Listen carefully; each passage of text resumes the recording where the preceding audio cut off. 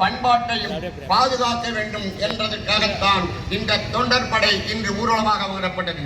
எனவே என்னுடைய சகோதரர்களே, நாம் இந்த இந்து சமுதாயத்தை, இந்து தேசத்தை, நம்முடைய பாரத தாயை காக்க வேண்டுமென்றால் நம்முடைய கலாச்சாரம் பண்பாடும் காக்கப்பட வேண்டும். அவைகள் வளர்ச்சி அதாவது இந்தியா முன்னேற வேண்டும் என்றால் அவை முழுமையாக பின்பற்றப்படும் என்று கூறிக்கொண்டு இந்த தேசிய தொண்டர்படையை அணிவகுத்துக் கொண்ட சகோதரர்களுக்கு இன்று அமைந்திருக்கக்கூடிய அனைத்து பெரிய அதாவது இந்த சங்கத்துடைய பெயர்களுக்கும் என் வணக்கத்தை முடித்துக் கொள்கிறேன். வணக்கம்.